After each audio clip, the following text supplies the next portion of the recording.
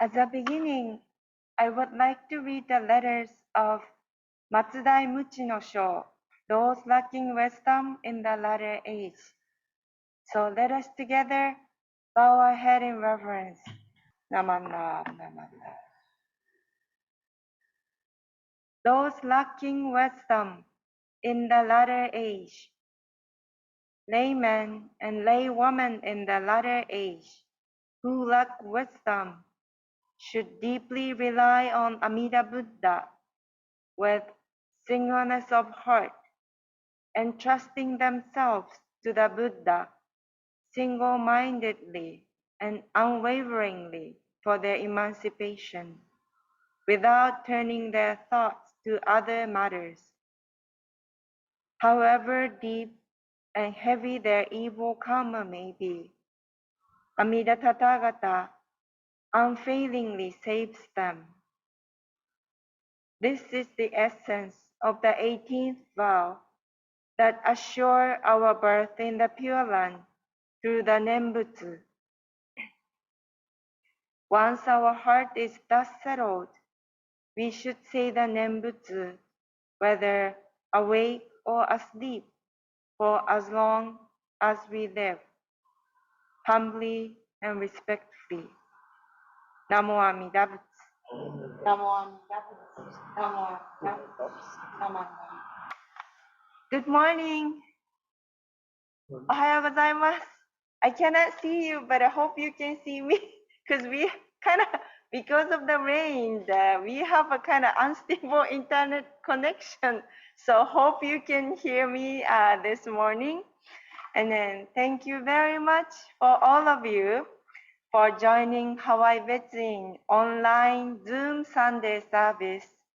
And then under the light of Amida Buddha's great compassion, I hope you're having wonderful morning. How are you doing? Everybody doing okay? And then we are all the minister, and then we are all doing okay at the Hawaii Betsuin.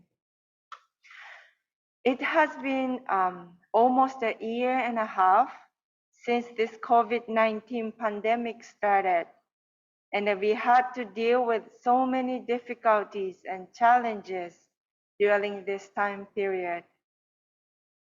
With the great effort of the essential workers and the people who work tirelessly to keep us safe, our community stands strong.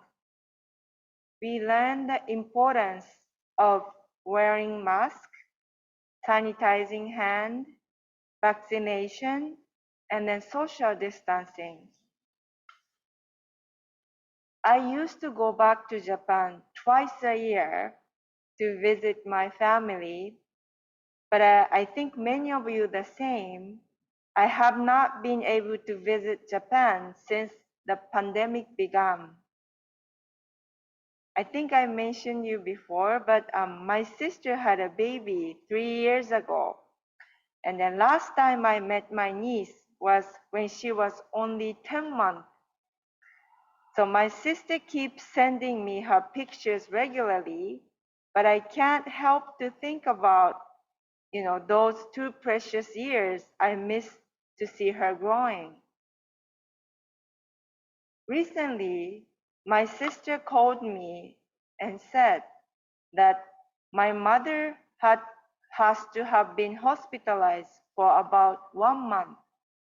My mother's sickness is nothing fatal, but for the precautious reason, a doctor recommended her to stay at the city hospital for 1 month. My sister told me that the condition of my mother is stable and not serious, but I can't stop thinking of her and wishing her to get better soon.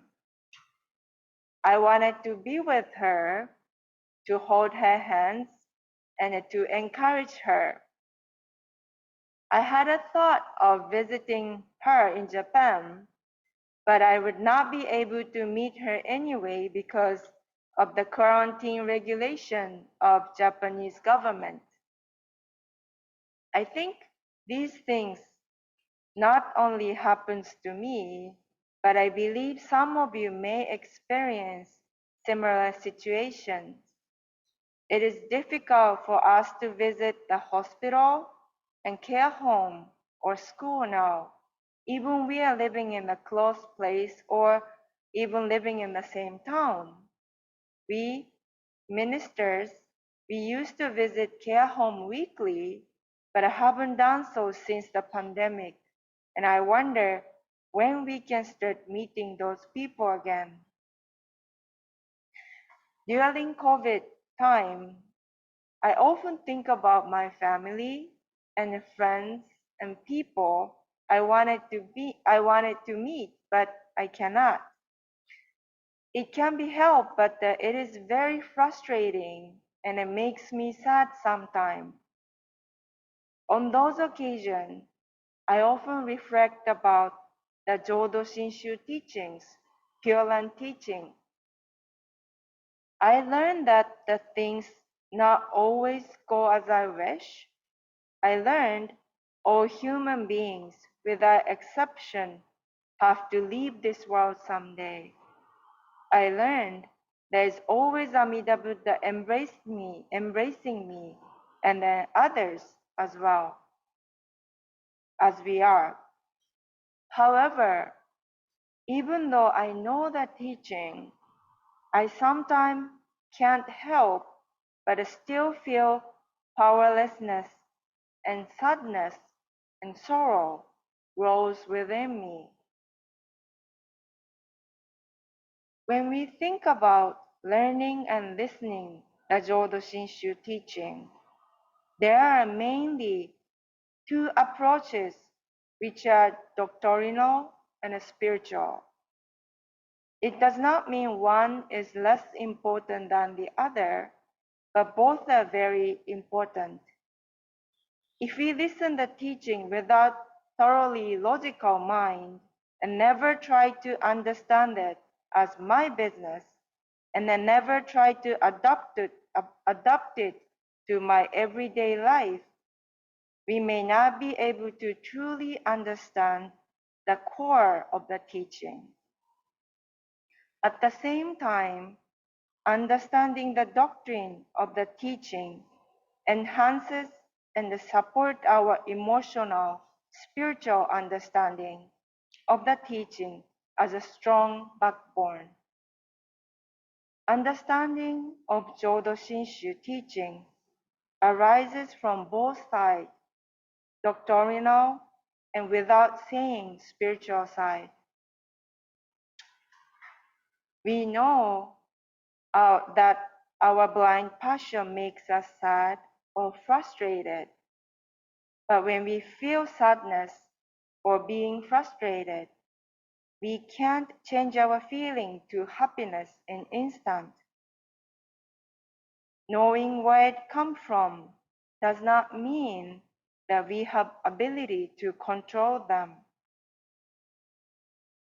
The reality is sometimes very cruel, and an unexpected thing arises out of the blue, but we are forced to see it no matter what, because we can't escape from it. But when we face the reality, we may tremble and overwhelmed, even though we were told that is reality.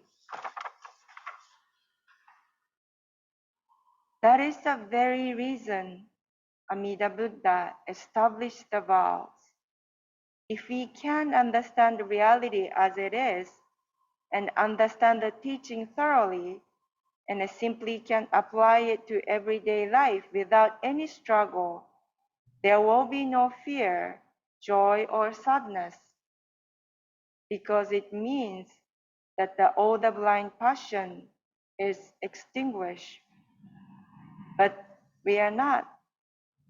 That is the reason Amida Buddha embraces us as we are, which means Amida Buddha embraces us all together without fear, joy, anger, sadness, and grief. So on this occasion of Sunday morning, let us realize that we are always embraced by Amida Buddha's compassion. Good time and difficult time, we are not alone. Even our pain is embraced by Buddha's great compassion. Thank you very much for listening. So let us place our hands together in Gassho. Namo Amida Butsu. Namo Amida Butsu. Namo Amida Butsu. Namanda. Thank you very much for listening.